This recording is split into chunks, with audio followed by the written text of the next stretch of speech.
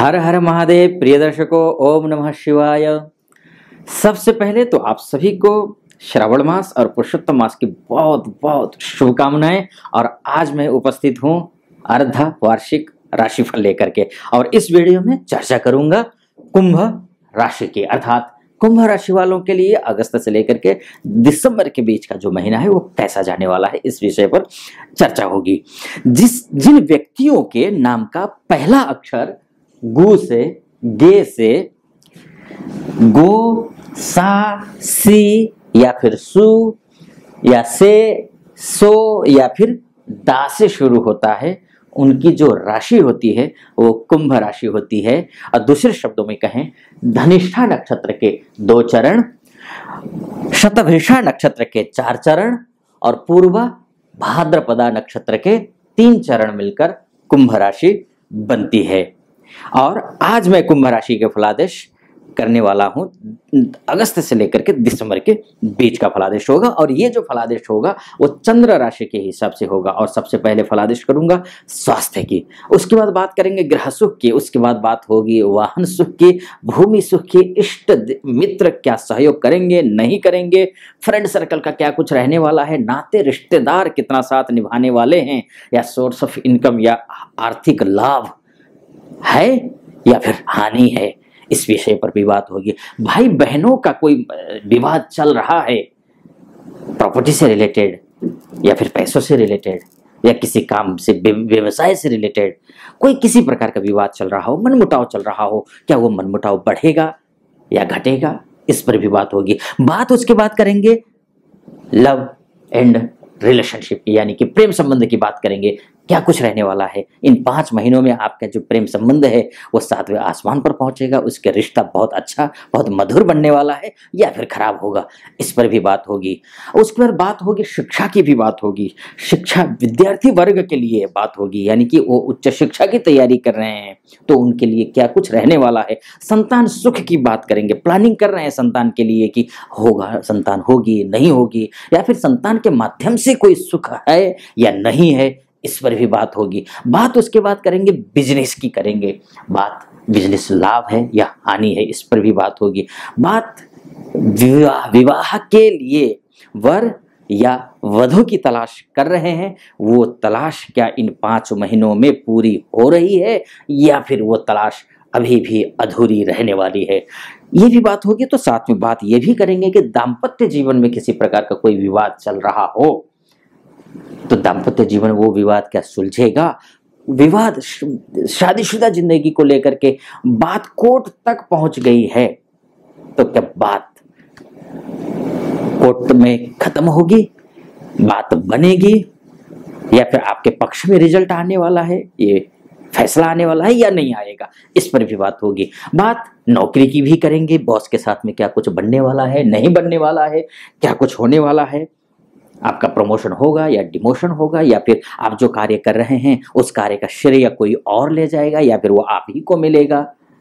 Change करने की सोच रहे हैं तो चेंज हो पाएगा नहीं हो पाएगा, इंटरव्यू देने के लिए जाना है, समय कैसा रहेगा ये 5 महीना, वो भी हम देखेंगे। उसके बाद देखेंगे मान और सम्मान, यश और कीर्ति की बात करेंगे। समाज में, परिवार में, सोसाइटी के साथ साथ कार्य क्षेत्र में आपका जो सम्मान है वो बरकरार रहेगा या फिर सम्मान पर कोई इसी प्रकार का कोई आंच आने वाला है। उसके बाद अंतिम में देखेंगे भाग्य को देखेंगे, यानी कि ये सारी चीजें आपके मिलेंगी या नहीं मिलेंगी ये तो बताऊंगा ही, साथ में आपका भाग्य इन सभी बिंदुओं पर, इन सभी विषयों पर कितना साथ देने वाला है, ये बात होगी इस वीडियो के अंत में। इसलिए इस वीडियो के अंत तक मेरे साथ बने रहिए। अगर वीडियो अच्छा लगे तो चैनल को सब्सक्राइब करना बिल्कुल भी मत भूलना, वीडियो अच्छा लगे तो लाइक भी कर देना। पवित्र महीना चल रहा है, ओम नमः शिवाय जरूर लिखिएगा, मुझे भी अच्छा लगेगा, ईश्वर की कृपा आप पर भी बनी रहेगी। और पुरुषोत्तम मास भी चल रहा है तो पुरुषोत्तम मास में ओम नमो भगवते वासुदेवाय इस मंत्र का उल्लेख जरूर कमेंट बॉक्स में करिएगा। चलिए बिना विलंब किए बात कर लेते हैं कुंभ राशि वालों के लिए ये जो 5 महीने हैं कैसे रहने वाले हैं। देखिए, कुंभ राशि का जो स्वामी होता है वो शनि है, और शनि वर्तमान में 4 नवंबर तक वक्री हैं, यानी कि 17 जून से शुरू हुआ ये वक्री 4 नवंबर तक शनि वक्री ही रहेंगे, यानी कि 140 दिन तक शनि वक्री रहने वाले हैं। और वक्री शनि आपकी ही राशि में है और शतभिषा नक्षत्र में है। तो शतभिषा नक्षत्र में है, कभी द्वितीय चरण, कभी तृतीय, कभी प्रथम में आ रहे हैं, यानी वक्री हैं तो रिवर्स में आ रहे हैं। तो ये स्थिति बनी हुई है। तो इसका मतलब क्या हुआ कि आपका देखिए, आपके ही राशि में शनि महाराज होना, राशि का स्वामी होना अर्थात शुभ है। करना के इसका शुभ तो है ही, लेकिन शनि की 7.5 भी तो चल रही है, ये भी है। अगर आपकी कुंडली में जो लग्न कुंडली है, यानी कि जिस समय आपका जन्म हुआ है, date of birth, time of birth और प्लेस ऑफ बर्थ के हिसाब से जो कुंडली बनी है, उस कुंडली में शनि अगर अच्छा है तो ये जो 5 महीने हैं आपके लिए शुभ ही शुभ है, अच्छा ही अच्छा है। हर एक दृष्टिकोण से, चाहे स्वास्थ्य के दृष्टिकोण से कहिए, चाहे मानसिक रूप से कहिए, चाहे आर्थिक रूप से कहिए, चाहे आप मेंटली या इमोशनली कहिए, या फिर हर एक लिहाज से ये समय आपके लिए शुभ है। लेकिन अगर आपकी कुंडली में शनि कमजोर है, तो वक्री शनि है, शनि की 7.5 भी आप पर है, तो इसका मतलब सीधी सी बात है, शनि की उपासना करनी है। शनि से संबंधित आपको दान देना है। शनि से संबंधित दान देने के साथ ही आपको तेल से अभिषेक शनि महाराज का करना है। ऐसा करने पर निश्चित रूप से शनि की 7.5 कुछ कम होगी। हनुमान जी की भी पूजा करनी है, और करनी जरूर है, वो मैं आपको बताऊंगा। शनि की 7.5 में तो शनि हनुमान जी की पूजा करनी ही करनी है, लेकिन आपको शनि हनुमान जी की पूजा और भी परिप्रेक्ष्य में करना है, वो मैं आगे बताने वाला हूं। तो ये शनि की बात हुई। अब बात कर लेते हैं, देखिए आपकी कुंडली की में आगे बढ़ते हैं तो बात कर लेते हैं मंगल की, यानी कि आपका जो है साहस, पराक्रम, आपका मान सम्मान, पद प्रतिष्ठा, पैसा, नौकरी, इंटरव्यू, जॉब चेंज करने की सोच रहे हैं, इन सभी क्षेत्र के लिए मंगल बहुत बड़ी भूमिका निभाने वाले हैं आपकी राशि के हिसाब से। इसीलिए मंगल की स्थिति को हम समझने की कोशिश करते हैं। वर्तमान में तो मंगल यहाँ है, अभी ये 16 अगस्त से लेकर के मंगल यहां पहुंचने वाले हैं, यानी कि कन्या राशि में पहुंचने वाले हैं। कब से कब तक? 18 अगस्त से लेकर के 3 अक्टूबर के बीच में मंगल जब अष्टमस्थ हो जाएंगे। अष्टमस्थ मंगल अच्छे नहीं होते हैं, ये आपको समझना होगा। मंगल यहां पर अच्छा नहीं है, यानी कि आपको आपका मान, आपका सम्मान, आपकी पद, आपकी प्रतिष्ठा, आपकी नौकरी, आपका इंटरव्यू, आपका जॉब चेंज करने का जो प्लान बन रहा है, इन सब चीज में आपको थोड़ा सा अप डाउन हो सकता है। इसीलिए मैंने कहा था कि मैं आपको, जब शनि की मैं बात कर रहा था ना, तब मैंने कहा था आपसे कि मैं हनुमान जी की पूजा करनी है। किस परिप्रेक्ष्य में करना है वो मैं बताने वाला हूँ। बोला था वो यही है। एक तो ये है क्योंकि 3 अक्टूबर तक मंगल यहाँ रहने वाले हैं। 3 अक्टूबर तक तो समय अच्छा नहीं है किन क्षेत्रों के लिए, जो मैंने बताया आपको, मान सम्मान, पद प्रतिष्ठा, नौकरी इत्यादि के लिए। लेकिन 3 अक्टूबर के बाद की जो स्थिति है वो बहुत अच्छी दिखाई दे रही है। 3 अक्टूबर से लेकर के 16 नवंबर के बीच का जो समय है वो भाग्य स्थान में आएंगे, अर्थात यहाँ मंगल आने वाले हैं। जैसे ही मंगल भाग्य स्थान में आएंगे, आपका केंद्रेश होकर के भाग्यस्थ होना बहुत शुभ माना गया है, और प्रक्रमेश होकर के भाग्यस्थ होना बहुत ही शुभ माना गया है। यानी कि आपके भाग्य में 4 चांद लगने वाले हैं, यानी कि बहुत अच्छी स्थिति आने वाली है। इसमें भी मैं टर्म्स ऑफ कंडीशंस हैं जो मैं अभी बताऊंगा आपको। उसके बाद जाकर के देखिए, आपको 16 नवंबर से लेकर के 28 दिसंबर के बीच में वृश्चिक राशि में मंगल रहने वाले हैं। इसका मतलब ये है कि आपके लिए सर्वाधिक उत्तम समय 16 नवंबर से लेकर के 28 दिसंबर के बीच का है। भाग्यस्थ होंगे तब भी ध्यान रखिएगा, क्योंकि 30 अक्टूबर तक तो केतु यहाँ है ही। जब केतु के साथ में मंगल रहेंगे तो ठीक नहीं रहेगा। फिर भी 30 अक्टूबर से लेकर के 16 नवंबर तक केतु यहाँ आ जाएंगे, मंगल अकेले यहाँ रहेंगे, अच्छा है।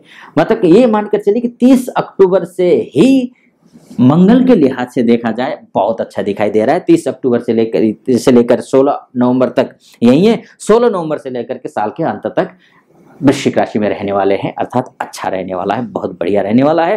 भाग्य आपका साथ देने वाला है, काम काज आपका अच्छा चलने वाला है, बिजनेस भी अच्छा चलने वाला है, आपका बिजनेस में प्रॉफिट होने वाला है, दाम्पत्य जीवन भी आपका बहुत अच्छा होने वाला है। दाम्पत्य जीवन को लेकर के भी मैं अभी बताऊंगा आपको, लेकिन मंगल अच्छा है। लेकिन मैंने आपको बोला था कि टर्म्स ऑफ कंडीशन यानी कि शर्तें लागू है मंगल की, वो इसलिए है क्योंकि 14 सितंबर शाम को 7:25 से मंगल महाराज अस्त होने वाले हैं।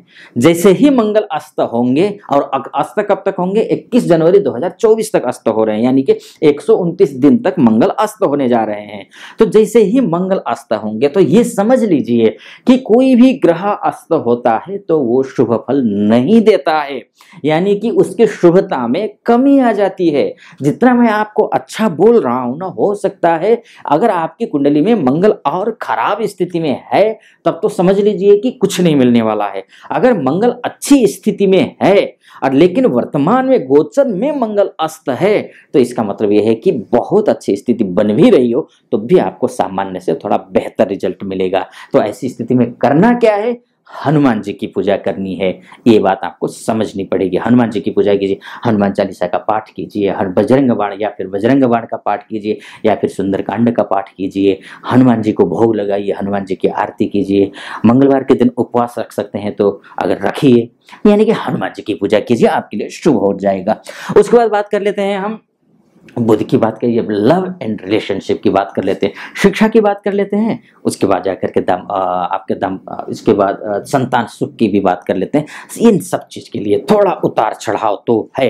बाकी देखिए बुध कुल मिलाकर के 5 महीनों में बदल रहा है तो अच्छी स्थिति में है बुध। तो बुध जब अच्छी स्थिति में है तो इसका मतलब है थोड़ा बहुत उतार चढ़ाव है, लेकिन वो उतार चढ़ाव भी आप मैनेज कर लेंगे। लव एंड रिलेशनशिप के लिए ये 5 महीने आपके लिए, कुंभ राशि वालों के लिए ठीक ठाक दिखाई दे रहा है, अच्छा रहने वाला है, चिंता करने की जरूरत नहीं है आपको। अब आगे बढ़ते हैं, अब बात कर लेते हैं देखिए शुक्र की, यानी कि आप घर लेने की सोच रहे हैं, आप वाहन लेने की सोच रहे हैं, भूमि खरीदने की सोच रहे हैं, या फिर भूमि से संबंधित किसी प्रकार का कोई विवाद चल रहा है, या फिर कुटुंब में कोई विवाद चल रहा हो, भूमि से संबंधित संपत्ति को लेकर के विवाद चल रहा हो, भाग्य कितना अच्छा आपका साथ देने वाला है, ठीक है, धर्म कर्म में मन लगेगा नहीं लगेगा, ये पॉइंट जो है वो शुक्र से देखेंगे हम। शुक्र जो होता है आपकी कुंडली में बहुत अच्छी स्थिति में बैठे हुए हैं। बस आपको कब से कब तक ध्यान रखना है इन सारी चीजों के लिए, 3 नवंबर से लेकर के 30 नवंबर के बीच में सचमुच में आपको ख्याल रखना है। इस बात को हल्के में या फिर सामान्य तौर पर मत लीजिएगा। मैं हर ग्रहों के लिए ये जरूर कहता हूं, अगर आपकी कुंडली में ये ग्रह स्थिति अच्छी है तो आपको ये फल मिलेगा, या फिर मैं जो कह रहा हूं वो नहीं होगा या होगा, मैं कहता हूं हर ग्रह के लिए। लेकिन ये शुक्र के लिए ये जो 1 महीना है ना, मैं आपके लिए विशेष तौर पर कहना चाहूंगा, आपकी कुंडली में शुक्र अच्छा हो या बुरा हो, खराब हो, कमजोर हो या अर्थात निर्बल हो, अस्त हो, किसी भी स्थिति में हो, आपको सावधान रहना है। क्योंकि बुध शुक्र जो है वो नीच के होंगे, वो भी त्रिक में जाकर के नीच के होंगे। इसका सीधा सा मतलब है नवंबर का महीना आपको आर्थिक रूप से ध्यान रखना है। आप इमोशनली आप अपने आप को कंट्रोल करके रखिए। किसी भी गलत संगत में आ सकते हैं, बचिए, बचने की कोशिश कीजिए। अनावश्यक रूप से खर्चा, धन हानि हो सकती है, धन हानि से बचिए। गलत संगत कोई भी हो, चाहे स्त्री हो चाहे पुरुष हो, संगति अच्छी होनी चाहिए, तभी आपका भाग्योदय होगा। ऐसा कोई काम मत करना इस 1 महीने में जिससे आपका भाग्य डैमेज हो। भाग्य आपका साथ बहुत ज्यादा नहीं देगा। अगर आपको करना ही है, आपको जरूरी है, तो करना क्या है, आपको माँ भगवती की उपासना करनी है। माँ भगवती की उपासना कीजिए, आगे बढ़िए, निश्चित रूप से हर एक कार्य में आपको सफलता मिलेगी। अगर आप नहीं करते हैं और बोलते हैं कि कुछ नहीं, शुरू कर देंगे काम, कुछ नहीं होगा, तो थोड़ी, मैं इतना ही बोलूंगा, ईश्वर करे कुछ भी ना हो, लेकिन थोड़ी सावधानी बरतने की एक ज्योतिष आचार्य होने के नाते सलाह दूंगा, वो ध्यान रखिएगा। तो मित्रों, ये अच्छा, राहु केतु की भी बात मैं कर लेता हूं। तो राहु और केतु देखिए, अभी तक जितना भी है कि आपने देखा होगा कि बड़े महीनों से आप अगर यूट्यूब में आचार्यों को फॉलो करते हैं, ज्योतिष आचार्यों को फॉलो करते हैं, तो देखा होगा कि गुरु चांडाल योग बन रहा है। हाँ, बन रहा था, अब 30 अक्टूबर से खत्म भी हो रहा है। और आपके लिए उसका फल कैसा रहने वाला है, तो देखिए आपके लिए फल जो है द्वितीयस्थ राहु होने वाले हैं और अष्टमस्थ केतु होने वाले हैं। बहुत प्रसन्न होने की जरूरत नहीं है। गुरु चांडाल योग से आपको बहुत ज्यादा प्रसन्न नहीं होना है। आप अपने ही व्यवहार से, अपनी ही वाणी से, भाषा से कार्य बिगाड़ सकते हैं।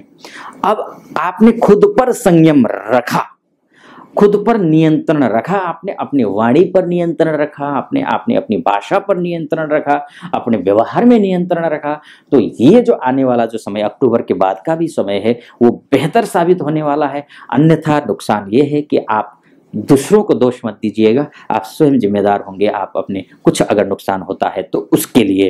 तो ये स्थिति थी। केतु का यह अष्टम में जाना भी शुभ नहीं होता है। पुरानी कोई बीमारी हो तो उस बराबर डॉक्टर से सलाह मशवरा लेते रहिए, उनके निगरानी में रहिए, अच्छा रहेगा। स्वास्थ्य का ध्यान रखिएगा। बाकी स्थिति, बाकी सब कुछ ठीक दिखाई दे रहा है। जिन जिन दिनांक को मैंने कहा है कि अच्छा होगा, उस समय अच्छा काम कीजिए, ईश्वर से प्रार्थना कीजिए, अच्छा ही होगा। जिन समय को मैंने कहा है कि ये समय आपको सावधान रहना है, उन समयों पर आप सावधान रहिए।